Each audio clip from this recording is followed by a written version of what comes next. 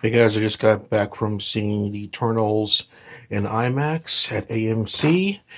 Um, Overall, I thought it was a good movie. Nothing stood out to me other than the great special effects. The action sequences were done pretty well.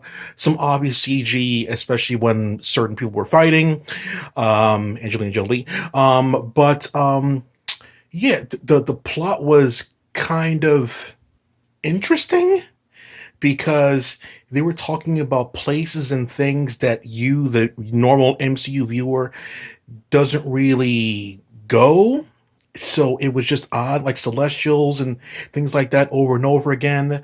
And they're talking about yeah, like I said, places and things that you, the normal MCU viewer, don't know anything about. They repeated a lot in that picture as well, just to make sure to drill it into your brain. Character wise, the characters are really cool, especially I don't know his name, but Kumar from Harold and Kumar White Castle. He was definitely started picture. Without him, it would be very dry. So his commentary, his sarcastic wit was very cool. The redheaded little girl, Blythe, I don't remember her name, but the one who can like do the butterfly thing effect.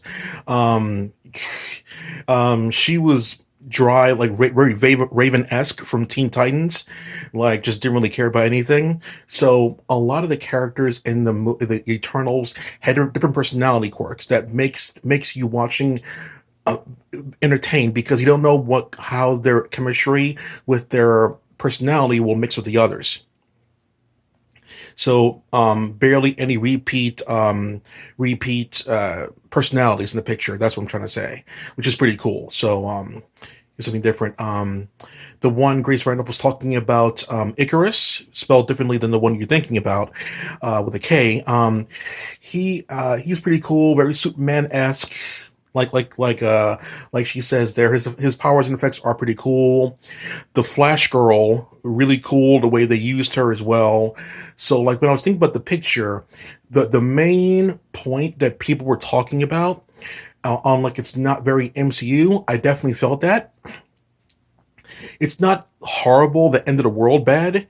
It's just not the usual what you expect. When you saw Shang-Chi, it didn't take long for you to realize this is an MCU movie. Got the humor, got the wackiness, got the wit. This one is definitely more drier in wit than you would expect. And overall, after I finished watching the picture, I thought to myself, will MCU fans like this? And I thought myself, in the end, I think they would, because you get cool special effects, you get cool action sequences in the movie for sure. You get quite a bit of them. The ones with the dogs and the forest was pretty cool, and the one on the volcano thing. I don't know if it was in the trailer or not, but the volcano one was pretty cool. So that's all I'll say about that. I don't want to say anymore. But yeah, overall it looked good for what it was. It wasn't like horrible. It didn't look sloppy. Definitely some parts could have been touched up better, but like, mm. But when they were talking to each other and it was going on and on, I really felt myself dozing off, honestly. But the action sequences were very well done. Definitely not the best I've ever seen, but definitely fine for what it was. I definitely would not care to see this again. It did not have anything extra cool. I'd see the action sequences again, but that's about it. Now, you're probably wondering about the post-credit scene. Now, I'll spoil what the post-credit scene is here, and I'll put my hand up like this. And when I'm done talking about it, my hand will be down.